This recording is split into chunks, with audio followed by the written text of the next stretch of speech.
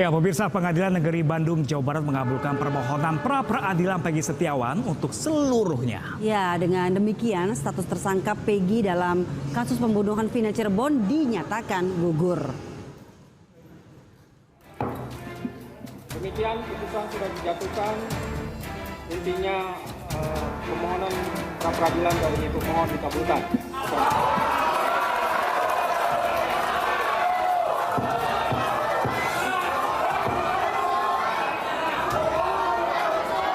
Keluarga Peggy Setiawan dan pengunjung sidang langsung bersorak riuh mendengar keputusan Hakim Tunggal Eman Sulaiman membacakan putusan sidang pra-peradilan Peggy Setiawan. Menurut Hakim, penetapan tersangka Peggy tidak sah dan batal demi hukum. Hakim menilai penetapan tersangka Peggy tidak sesuai dengan prosedur karena Peggy ditetapkan sebagai tersangka tanpa diperiksa terlebih dahulu. Mengadili 1. Mengabulkan permohonan pra-peradilan pemohon untuk seluruhnya. 2. Menyatakan proses penetapan tersangka kepada pemohon berdasarkan surat ketetapan nomor Estaf garing 90 garing 5 Romawi garing Res 124 garing 2024 garing Diskreskrimum tanggal 21 Mei 2004 atas nama Peggy Setiawan beserta surat yang berkaitan lainnya dinyatakan tidak sah dan batal demi hukum.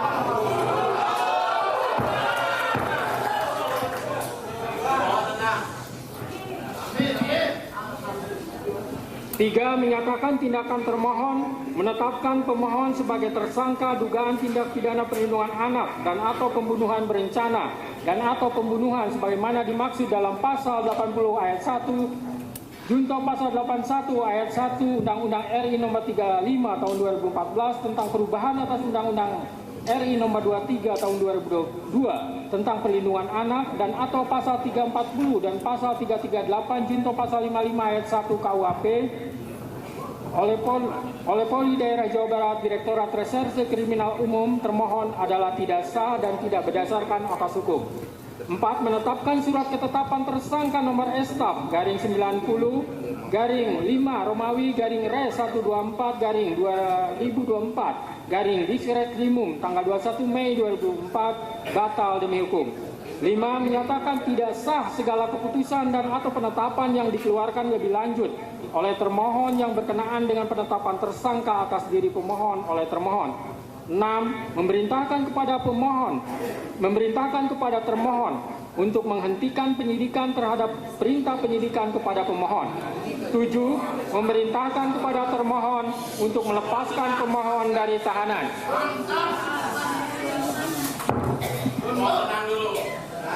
8. Memulihkan hak pemohon dalam kemampuan, kedudukan, dan harkat serta martabatnya seperti sedia kala. Dan 9. Membebankan biaya perkara kepada negara. Demikianlah diputus pada hari ini Senin, tanggal 8 Juli 2024 oleh Eman Sulaiman sebagai Hakim Tunggal. Setiawan selesai dan sidang dinyatakan ditutup. Hakim juga memerintahkan Polda Jawa Barat untuk menghentikan penyidikan terhadap Peggy Setiawan. Selain itu, Polda Jawa Barat juga diminta memulihkan hak, harkat, dan martabat Peggy Setiawan. Dari Bandung, Jawa Barat, iNews melaporkan.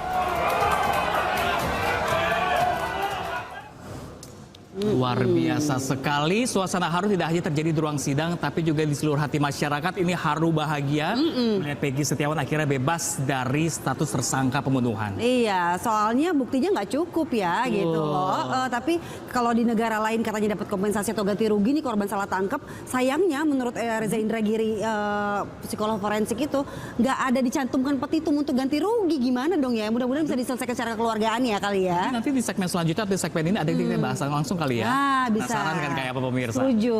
Nah, pemirsa Usai bebas, Peggy Setiawan berkumpul dengan sanak saudara di rumah singgah di Kota Bandung, Jawa Barat. Ya, pemirsa, ini Peggy akhirnya dapat menghirup udara bebas setelah ditahan selama 49 hari di tahanan Polda Jawa Barat. Artis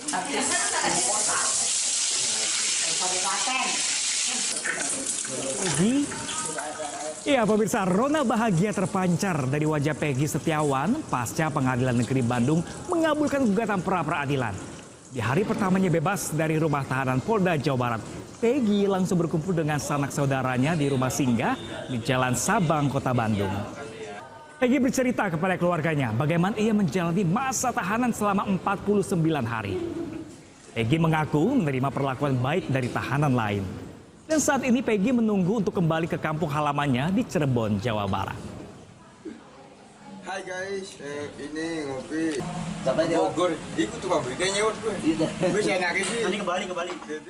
Dan pemirsa, 1 hari usai dibebaskan, Peggy Setiawan, mantan tersangka pembunuhan Vina, berbagi cerita pengalamannya selama berada di tahanan. Dan pemirsa, ini berikut kami sampaikan ketika wawancara Peggy secara eksklusif bersama Ayus beberapa saat yang lalu. Dari awal sejak saya pertama ditangkap, saya selalu optimis. Bahkan saya 100% optimis bahwa saya akan bebas karena saya merasa diri saya tidak bersalah dan tidak pernah melakukan kejahatan yang sekejam itu. Untuk kegiatan saya di dalam, alhamdulillah kegiatan saya di dalam itu sangat-sangat luar biasa. Jadi di dalam itu seperti tempat untuk memperbaiki diri. Jadi di dalam kita saling kompak satu sama lain, sesama tahanan, sesama penjaga. Kita harus saling menjaga, saling menghormati. Jadi semua itu saling menjaga dan menguatkan. Tidak ada sama sekali kekerasan, tidak ada sama sekali intimidasi, tidak ada sama sekali. Di dalam sangat harmonis, di dalam sangat kompak, dan di dalam sangat saling mendukung satu sama lain. Itu aja. Perlakuan dari pihak kepolisian, ya itu alhamdulillah waktu saya di tahanan, khusus buat di tahanan, para penjaga yang pawas, terus tim-tim pawasnya, itu sangat baik, sangat ramah, terus mereka sangat selalu mengingatkan saya untuk selalu ibadah, untuk bisa lebih dekat lagi sama yang di atas. Berikut juga sama buat yang lain, tahanan yang lain, mereka selalu mengingatkan tentang agama, tentang ibadah, dan tentang saling menjaga kerukunan satu sama lain. Oh iya, waktu penangkapan itu, saya ini sedang mengantarkan anak sekolah yang bekas bos saya itu. Jadi saya menjemput beliau, terus setelah jemput itu, saya langsung diantarkan ke rumah neneknya. Setelah diantarkan ke rumah neneknya, beberapa saat kemudian itu saya berbincang dengan pihak keluarga yang ada di rumah itu. Lalu ya kemudian saya habis ambil air wudhu langsung ditangkap gitu. Iya, kalau dari sisi hukumnya ya, pembelanya gitu minta 175 juta ganti rugi gitu. Karena kan Peggy juga udah ngeluarin tenaga, trauma juga, baiknya. Terus juga betul tumpuan hidup keluarga juga. Tadi kita lihat ya, sudah lega tampaknya Peggy Setiawan ini, sudah bisa berkumpul bersama keluarga, dan entah mungkin nanti akan kembali ke kehidupan normal seperti apa ya. Mudah-mudahan. Ya, pemirsa, sementara itu pemirsa, Polda Jawa Barat angkat bicara terkait hasil putusan sidang pra-peradilan Peggy Setiawan. Ya, Polda Jawa Barat akan memenuhi semua putusan hakim.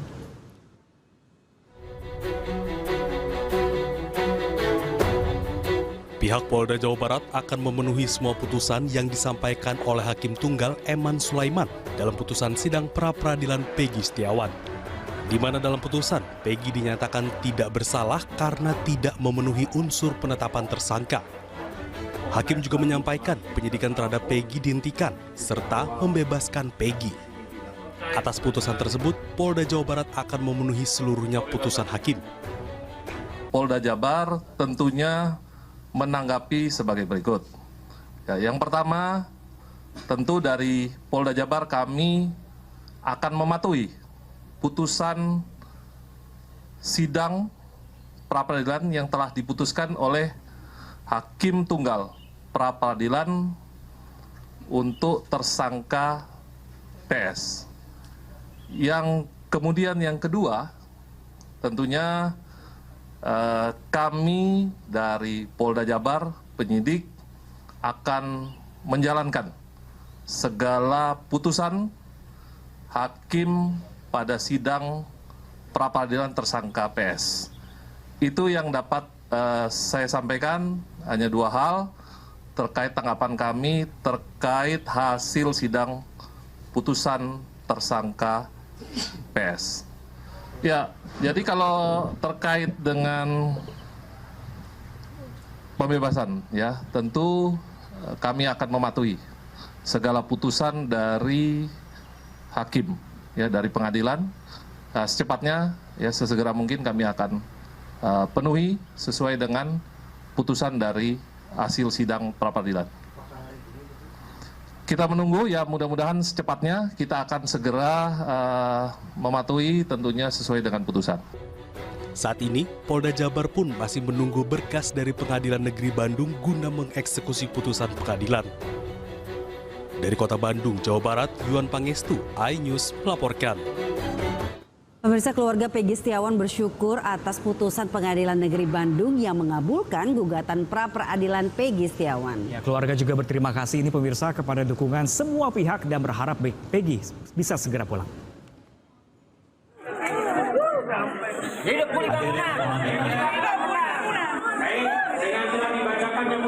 Tangis haru keluarga mewarnai putusan Pengadilan Negeri Bandung usai Hakim Tunggal Eman Sulaiman mengabulkan gugatan pra-peradilan Peggy Setiawan.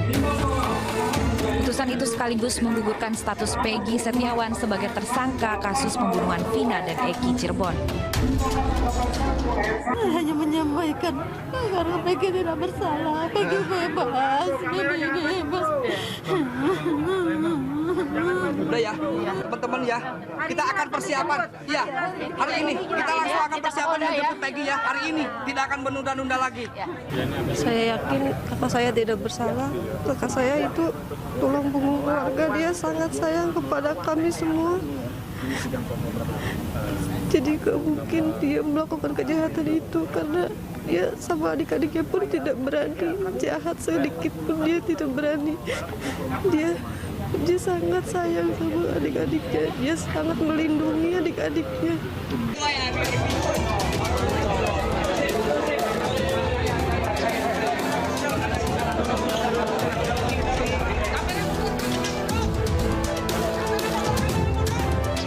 Kebahagiaan dan rasa syukur atas kebebasan Peggy Setiawan tidak terbendung saat Peggy keluar dari gedung Tahti Polda Jawa Barat. Kebebasan Peggy telah dinanti keluarga, kuasa hukum serta pendukung pria yang berprofesi sebagai kuli bangunan ini. Tim Liputan iNews melaporkan. Dan pemirsa, untuk mengetahui informasi terkini terkait kebebasan Peggy Setiawan atas mantan tersangka kasus pembunuhan sejoli Vina dan Eki 8 tahun lalu di Cirebon, Jawa Barat, kami sudah terhubung dengan rekan Ervan David yang saat ini berada di rumah singgah Peggy Setiawan di Bandung, Jawa Barat. Ya, halo, selamat siang rekan Ervan David. Seperti apakah agenda hari ini? Apakah menang Peggy Setiawan akan langsung diberangkatkan ke Cirebon, Jawa Barat? Ya, Pram dan juga Dian, pasca Peggy Setiawan divonis bebas oleh Pengadilan Negeri Bandung dengan Hakim Tunggal Eman Sulaiman. Saat ini sendiri Peggy Setiawan masih beristirahat di kawasan Jalan Sabang, Kota Bandung, dengan sanak saudara dan juga keluarganya dari Peggy Setiawan. Dan Peggy Setiawan sendiri keluar dari rumah tahanan Polda Jawa Barat pada pukul 21:20 waktu Indonesia Barat dan tiba di rumah singgah ini sendiri pada pukul 22 waktu Indonesia Barat pada Senin malam kemarin. Dan saat ini sendiri Peggy masih beristirahat dengan keluarganya sendiri dan juga para pengacaranya. Dan dapat diinformasikan juga pemirsa, saat kedatangan Peggy sendiri disambut oleh sanak saudara yang sudah menunggu dari kebebasan Peggy untuk keluar dari jeratan hukum atas pembunuhan Vina dan juga Eki pada tahun 2016 silam. Dan rencananya sendiri pada hari ini Peggy Setiawan direncanakan akan kembali pulang ke kawasan Cirebon, Jawa Barat pada pukul 16 hingga pukul 17 waktu Indonesia Barat. Dan selain itu juga rombongan lawyer dan juga rombongan saudara dari Peggy Setiawan akan mengikuti Peggy dan mengawal untuk pulang ke kampung halaman dari Peggy Setiawan yang berada di Cirebon, Jawa Barat. Pram. Ya, terima kasih rekan Ervan. Kami akan terus menunggu update dari Anda. Selamat bertugas kembali. Terima kasih Anda masih bersama kami di iNews Today bersama saya Dian Mirza dan rekan saya. Salam senjaya pemirsa. Dan pemirsa, 9 Juli kemarin mantan terpidana kasus pembunuhan Vina dan Eki, Saka Tatal, mengajukan peninjauan kembali ke Pengadilan Negeri Cirebon, Jawa Barat. Nah, sementara itu pemirsa, dengan bebasnya Peggy Setiawan, kuasa hukum Saka Tatal kian yakin pengajuan PK itu akan dikabulkan. Bebas, alhamdulillah sangat senang. Karena dia aja tuh peristiwanya aja tuh gimana nggak jelas. Bahwa peristiwa itu ada atau enggak kan nggak tahu tuh. Usai Pengadilan Negeri Bandung mengabulkan pra-peradilan Peggy Setiawan, giliran tim kuasa hukum Saka Tatal mengajukan peninjauan kembali. Tim kuasa hukum Saka menyerahkan berkas peninjauan kembali ke Mahkamah Agung melalui Panitera Pengadilan Negeri Cirebon, Jawa Barat, Senin siang. Mereka juga membawa novum atau bukti baru yang menunjukkan Saka tidak bersalah dalam kasus pembunuhan Vina dan Eki 2016 silam. Tim kuasa hukum Saka menyebut putusan peradilan Peggy membawa angin segar, sehingga membuat yakin permohonan peninjauan kembali ini akan dikabulkan.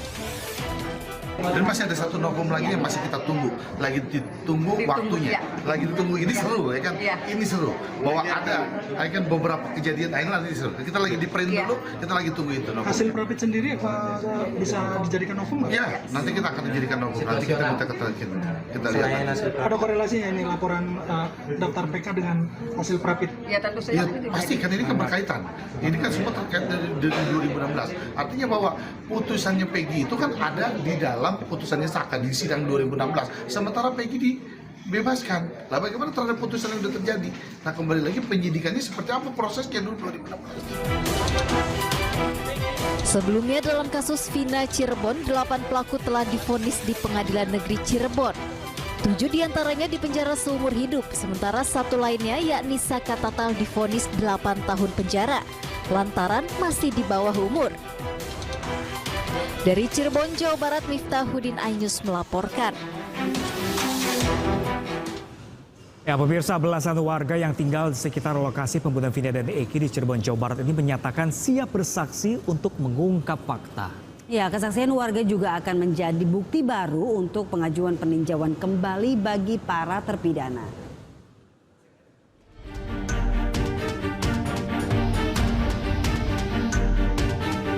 Belasan warga Cirebon, Jawa Barat yang tinggal di sekitar lokasi kejadian pembunuhan Vina dan Eki tahun 2016 membuat surat pernyataan siap bersaksi untuk 7 narapidana kasus pembunuhan Vina dan Eki. Di antara warga yang siap bersaksi salah satunya adalah mantan Ketua RW 10 Itno Supriyanto. Itno bahkan membantah keterangan saksi Aep yang menyebut kondisi di lapangan saat pembunuhan Vina dan Eki terjadi tidak seperti yang diceritakan Aep. Bukan hanya pernyataan aja Pak, bahwa menerangkan jalan kondisi waktu Aep beli rokok di warung Madura aja. Kondisi katanya 50 meter bisa melihat, sedangkan dari posisi anak-anak nongkrong itu ke warung Madura itu sekitar antara lebih dari 100 meter Pak.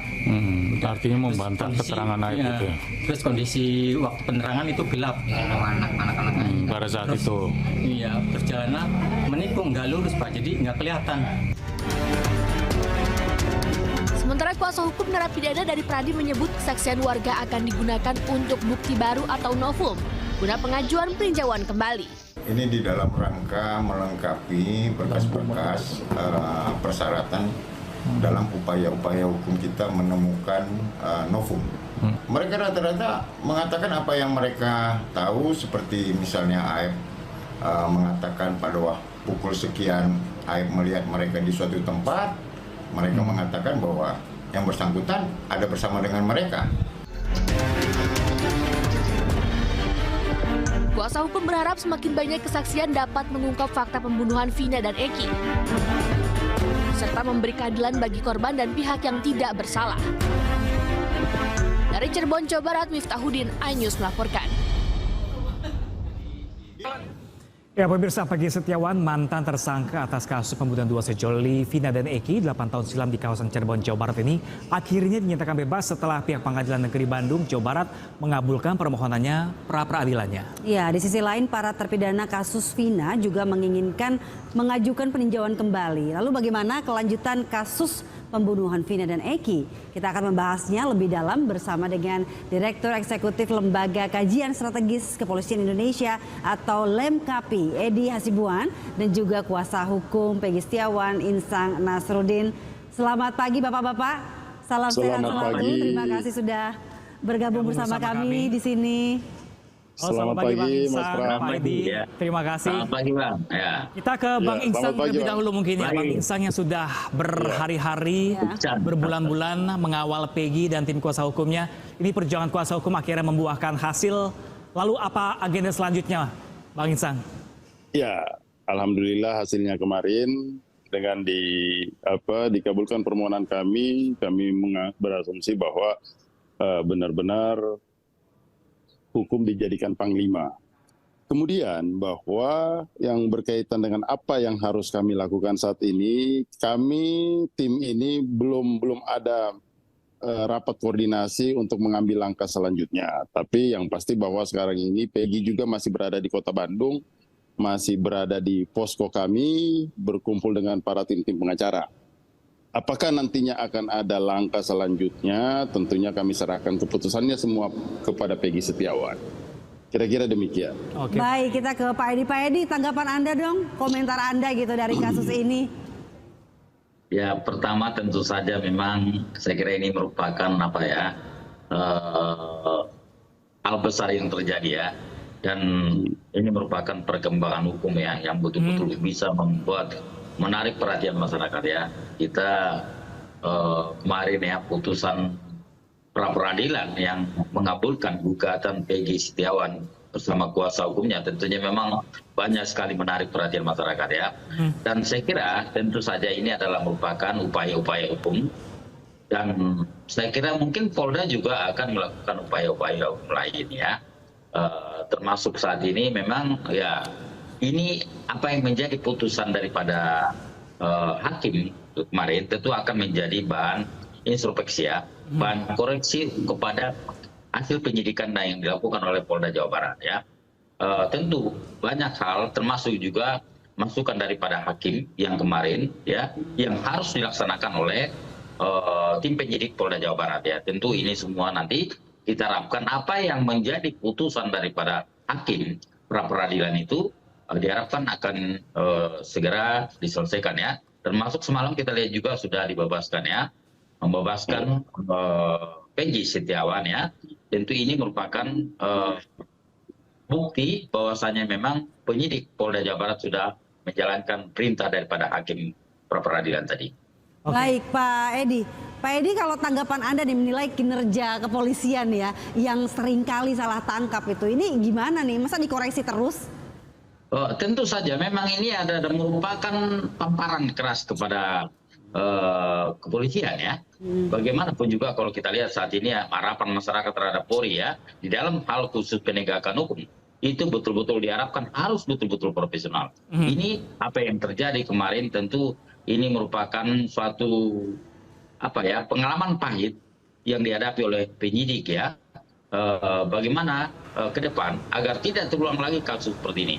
Artinya memang setiap ada peristiwa, setiap ada proses hukum harus betul-betul dilakukan sesuai dengan aturan ya. Termasuk kita lihat kemarin kan apa yang menjadi putusan hakim yang menjadi pertimbangan bahwasanya penyidik Polda Jawa Barat tidak lebih dahulu mengirimkan surat panggilan, tetapi langsung menetapkan tersangka melakukan penangkapan. Tentunya memang ini menyalahi aturannya. Saya kira memang yang menjadi pedoman daripada penyidik kepolisian kan ada KUHP ya, ada peraturan Kapolri yang mengatur tentang manajemen penyidikan ya. Tentu ini harus menjadi dasar pihak kepolisian, penyidik kepolisian, agar itu betul-betul diikuti ya, ditaati agar tidak salah di dalam melakukan proses hukum. Oke, baik. Bang Insang, mungkin Bang Insang juga bisa mengomentari banyaknya salah tangkap kalau kemarin pihak kepolisian di persidangan sempat mengatakan bahwa Peggy adalah otak dari pembunuhan Vina dan Eki, dan kemarin juga putusan sidang akhirnya menerima pra peradilan yang akhirnya status tersangka dianulir. Artinya bagaimana dengan nasib terpidana lainnya, dan kemarin bahkan Saka Tatal juga yang mengajukan PK. Tanggapan Anda seperti apa, Bang Insang?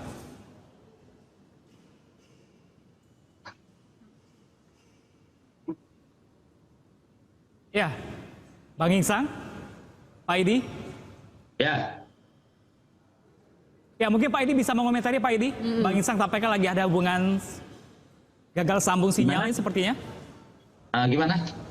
Ya Pak Edi, kalau melihat nih apa kinerja polisi yang seringkali salah tangkap dan lain sebagainya, ini sebenarnya ada sanksi sendiri nggak sih bagi unit-unit yang salah tangkap? Masa setiap kali salah tangkap koreksi, lantas apa yang mesti dilakukan ke depannya supaya nggak terjadi lagi gitu? Saya kira tentu saja ya, tentu harus ada sanksi ya. Kenapa demikian? Karena apa yang menjadi penetapan, apa yang menjadi kinerja ini tentu sudah membuat masyarakat susah ya. Tentu membuat masyarakat menderita ya. Kita tahu, kita bayangkan ya, bagaimana perasaan Peggy dan bersama keluarganya ya, atas penetapan tersangka, kemudian perlakuan ya, penyidik Polda Jawa Barat yang melakukan atau menetapkan dia sebagai tersangka. Tentu ini menyangkut masalah nama baik ya. Saya kira apa yang terjadi kemarin yang dilakukan oleh penyidik Polda Jawa Barat itu harus menjadi bahan pembelajarannya. Bukan hanya kepada Polda Jawa Barat, tetapi juga kepada seluruh jajaran Polri agar kasus serupa tidak terulang kembali.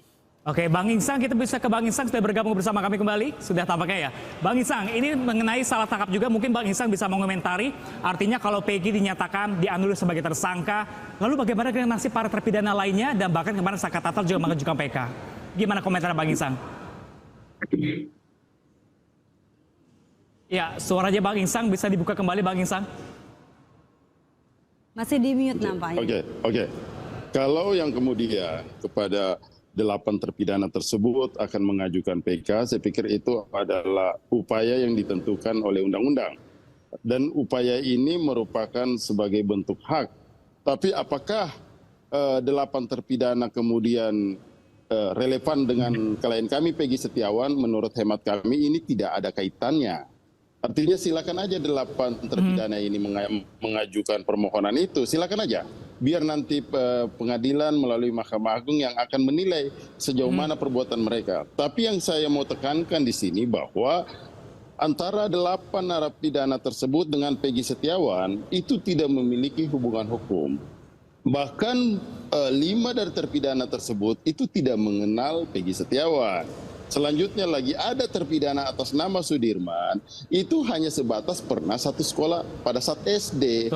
Bukan merupakan kawan yang dekat atau apa semuanya gitu loh. Oke, jadi sah-sah saja. Sah-sah saja Bang Insang ya. Sah-sah saja. Oke, nanti baik. kita lihatlah putusannya seperti apa. Bang Insang, ini lalu langkah hukum selanjutnya apa yang akan dilakukan ya? Apakah akan menuntut balik pihak kepolisian terkait salah tangkapnya Peggy Setiawan, Bang Insang? Iya, karena kalau di negara lain kan biasanya kalau salah tangkap kan dapat kompensasi atau ganti rugi gitu Bang Insang. Ya mungkin akan hal itu akan menjadi isu ya dari kami tim hukum Peggy Setiawan. Tapi sepenuhnya secara terperinci kami belum membahas dengan Peggy Setiawan. Karena apapun yang kami lakukan tentunya harus atas persetujuan dari Peggy Setiawan. Makanya mungkin dalam beberapa hari ke depan ini kami sudah bisa membahas itu. Apakah kita akan menuntut ganti kerugian atau tidak menuntut ganti kerugian? Kayaknya nanti beberapa hari ke depan. Kalau saat ini saya belum bisa mengatakan kita maju untuk menuntut atau tidak. Karena secara faktualnya kami juga belum memperoleh kuasa untuk melakukan hal itu. Dan kami serahkan semua kepada Peggy Setiawan. Keputusannya di Peggy Setiawan. Kira-kira demikian. Baik, Pak Edi, kalau dari pihak kepolisian biasanya kalau ada kejadian salah tangkap begini di Indonesia tuh kayak gimana sih diselesaikan secara kekeluargaan kah? Karena nggak mau melewati kasus hukum kepolisian yang ribet-ribet lagi? Apa karena malu? Jadi akhirnya ya pakai apa ya? Pakai solusi kekeluargaan aja atau memang harusnya ada ganti rugi dan kompensasi seperti itu?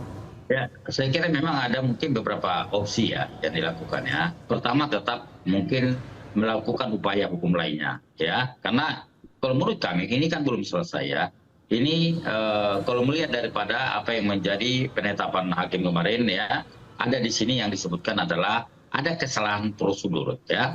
Kita tidak tahu ya perkaranya seperti apa nanti ya, tetapi itu kemarin belum juga disampaikan ya, karena ini belum ya, memang dalam administrasi itu memang harus didahului dengan pemanggilan, kemudian baru semacam klarifikasi karena memang DPO-nya sudah lama ya, tapi tidak dilakukan oleh penyidik Polda Jawa Barat ya. Tentu memang inilah yang menjadi alasan oleh hakim lalu memutuskan bahwasanya penetapan itu tidak sah gitu ya.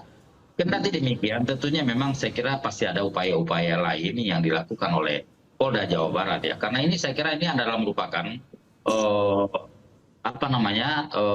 saya kira pertarungan hukum ya yang betul-betul dilakukan ya. Artinya Polda Jawa Barat juga harus bisa buktikan jika ketika dia menetapkan misalnya yang bersangkutan adalah sebagai tersangka ya, tentu dia harus bisa membuktikan bahwasannya secara hukum tentu juga sesuai aturan-aturan yang ada, sistem yang ada, bahwasannya memang itu adalah benar ya.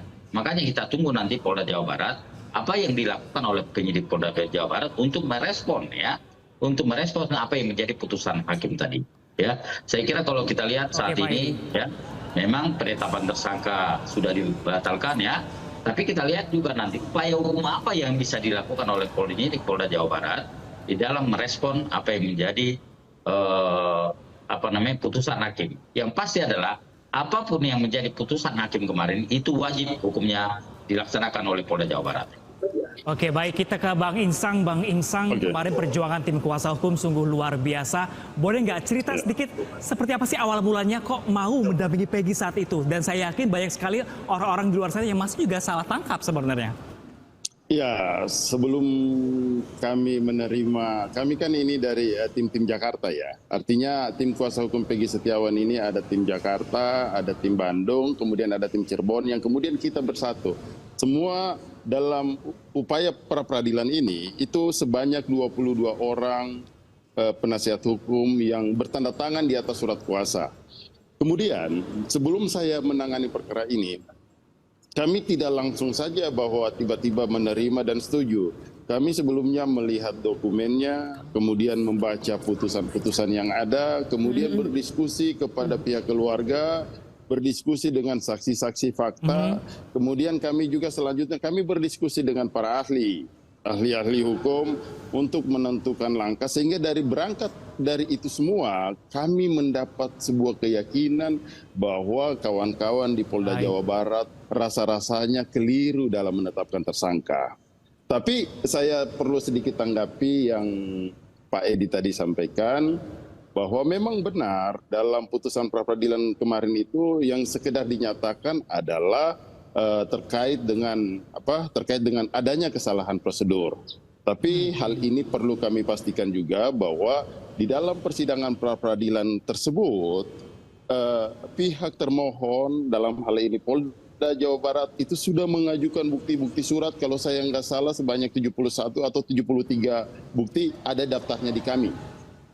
Selanjutnya juga saya akan mengaitkan bahwa terhadap bukti-bukti ini semua tentunya sudah tidak relevan lagi. Manakala ke depannya Peggy Setiawan akan ditarik lagi dengan menggunakan bukti-bukti ini. Kira-kira demikian. Karena rujukan saya adalah surat edaran Mahkamah Agung terhadap pra-peradilan. Boleh saja diajukan tapi dengan bukti yang lain dan tidak bukti ini lagi. Kira-kira demikian. Oke, baik Bang Insang dan Pak Edi. Khususnya terima kasih. Selamat kembali kepada Bang Insang atas kemenangan Peggy Setiawan dan tim kuasa hukum. Terima kasih banyak Bang Insang dan juga Pak Edi Hasibuan. Semoga ini juga bisa diintrospeksi kepolisian agar bisa memulihkan citra dan marwahnya di mata masyarakat nanti. Terima kasih banyak Bapak-bapak. Selamat pagi semuanya. Salam Mas Pram, salam Pak Edi. Ya, Pak Insang. Siap. Sementara itu pemirsa, Kapolri Jenderal Listio Sigit Prabowo menghormati putusan pra-peradilan Peggy Setiawan. Ya, berikut informasinya pemirsa. Kita harus menghormati putusan pengadilan. Itu saya kira tadi juga sudah disampaikan oleh Polda Jawa Barat ya, melalui Kapitumasnya. Untuk langkah selanjutnya tentunya akan menunggu hasil lampiran dari keputusan ataupun tembusan dari keputusan tersebut supaya bisa ditindaklanjuti.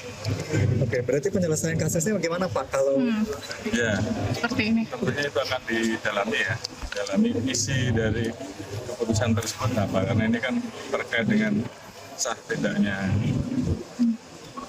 penetapan sebagai tersangka dan mungkin hal-hal lain. Saya juga belum tahu isinya apa. Yang jelas akan segera Terima kasih Anda masih bersama kami di iNews Today. Pemirsa, Polda Sumatera Utara menangkap 2 terduga pelaku pembakaran rumah wartawan di Kabupaten Karo, Sumatera Utara yang menewaskan 4 orang. Nah, pemirsa, motif pembakaran rumah wartawan tersebut akan segera diungkap usai penyidikan.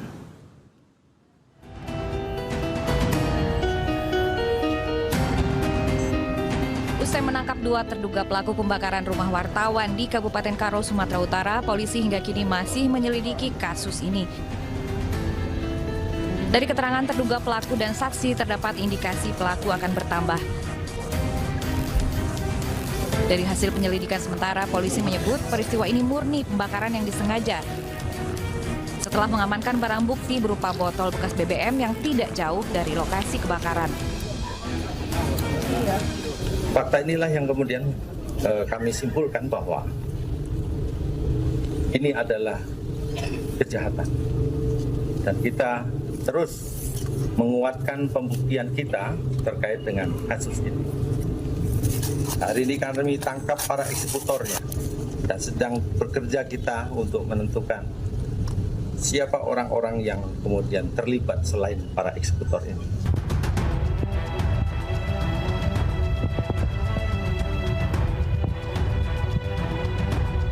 Dua pelaku berinisial R dan Y diduga sebagai eksekutor pembakar rumah wartawan televisi. Dalam peristiwa itu, Riko Sempurna Pasaribu dan 3 anggota keluarganya tewas. Tim Liputan iNews melaporkan.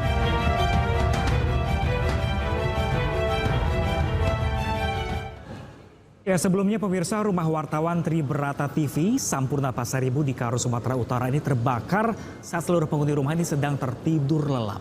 Ya, Sampurna bersama istri, anak, dan cucunya meninggal dunia akibat terjebak dalam kebakaran tersebut.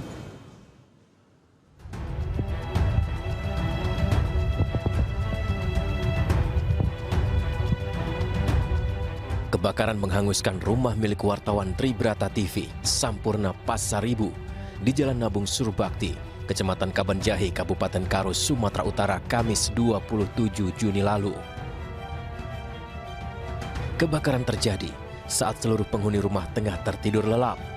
Sampurna Pasaribu bersama istri, anak, dan cucunya meninggal dunia akibat terjebak dalam kobaran api. Adapun peristiwa ini terjadi setelah korban meliput berita tentang judi online di daerahnya. Pasca kebakaran, Kapolda Sumatera Utara Komjen Pol Agung Setia mengunjungi keluarga korban. Kapolda menyampaikan rasa belasungkawa yang mendalam dan berjanji akan menyelidiki kasus kebakaran ini hingga tuntas. Sementara itu, polisi telah memeriksa belasan saksi mengungkap penyebab pasti kebakaran. Tim Liputan iNews melaporkan.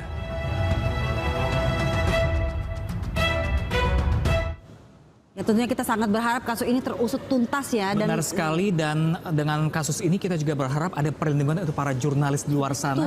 Kita lihat Pak Sampurna Pasaribu ini sering mengabarkan informasi mengenai perjudian juga narkoba di daerah Karo sana. Betul sekali, dan ini sampai mengorbankan nyawa loh. Betul sekali pemirsa. Ya pemirsa, kita ke informasi selanjutnya. Dia seorang selebgram wanita digerebek polisi saat pesta narkoba di kamar apartemen mewah di kawasan Rasuna Said, Jakarta Selatan. Dan dari hasil tes urin, selebgram yang juga caleg gagal ini positif menggunakan ekstasi.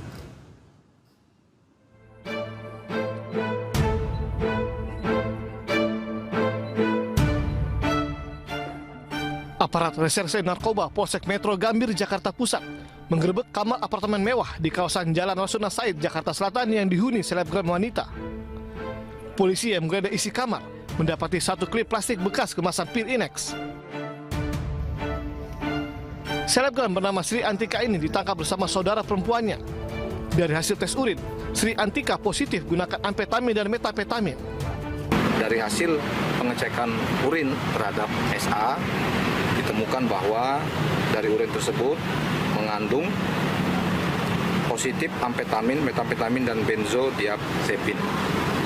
Rekan-rekan, pada saat pengamanan itu juga kita mengamankan handphone dari SA, dan di percakapannya ada kata-kata yang menyebutkan bahwa kepala dari SA ini cukup pusing, kemungkinan gara-gara I. Nah, ini dugaan kami adalah Inex.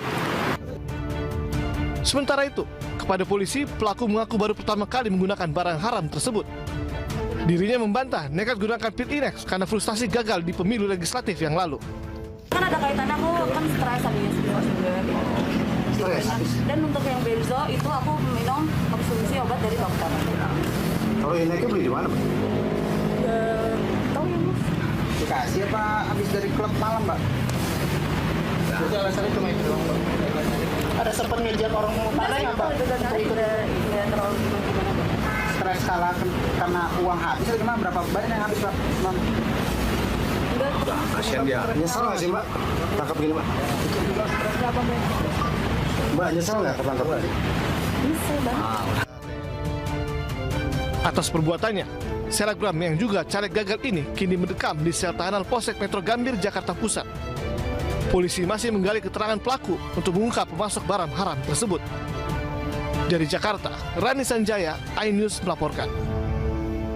Pemirsa, 2 guru ditetapkan sebagai tersangka kasus terbakarnya siswi SD di Pariaman, Sumatera Barat. Ya, pemirsa, ini kedua guru tersebut dianggap lalai, sementara pembakar korban yang masih di bawah umur diserahkan kepada orang tuanya.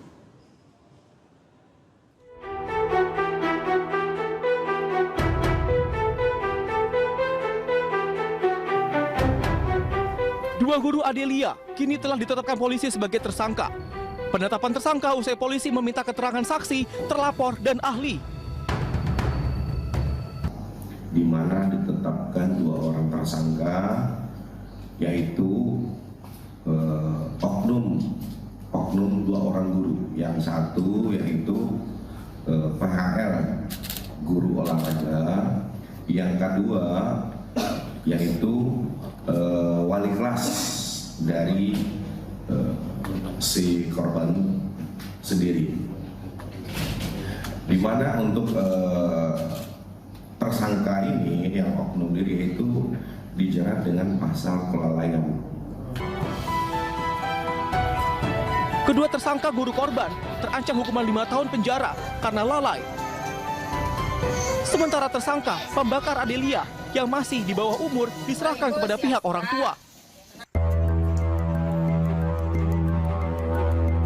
Adelia Rahma, gadis cilik yang masih duduk di bangku kelas 4 sekolah dasar, meregang nyawa usai menjadi korban kelalaian gurunya.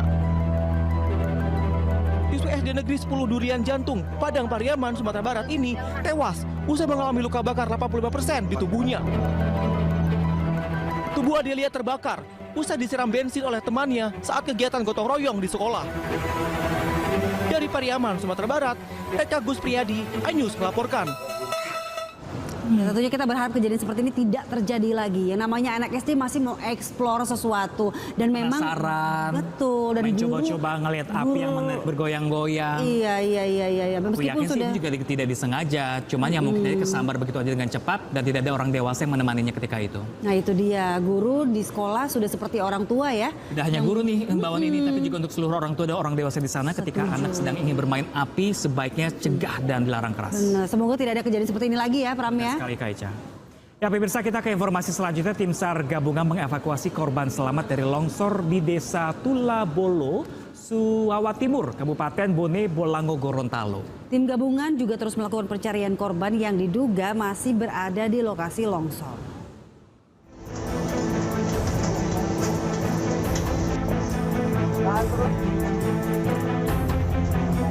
Tim SAR gabungan mengevakuasi korban selamat dari longsor di Desa Tulabolo, Suwawa Timur, Kabupaten Bone Bolango, Gorontalo.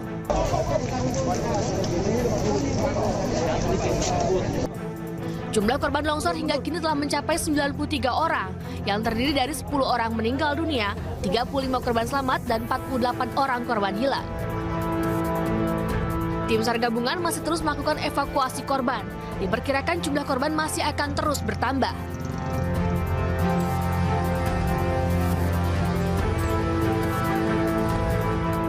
Sebelumnya, longsor menerjang tambang emas ilegal di Desa Tulabolo, Kecamatan Suwawa Timur, Kabupaten Bone Bolango. Tim SAR gabungan langsung menggelar upaya pencarian di lokasi kejadian dan berhasil mengevakuasi korban tewas dan luka-luka. Medan yang sulit diakses menjadi salah satu kendala dalam upaya evakuasi. Selain akibat penambangan ilegal, diduga longsor juga dipicu hujan deras yang mengguyur wilayah Bone Bolango sejak pekan lalu. Dari Gorontalo, Tim Liputan iNews melaporkan.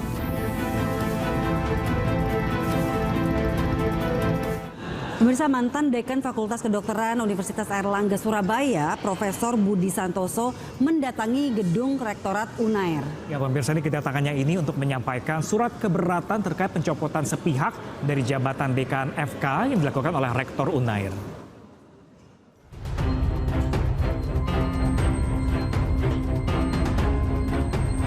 Mantan Dekan Fakultas Kedokteran Universitas Airlangga Surabaya, Profesor Budi Santoso mendatangi gedung rektorat kampus.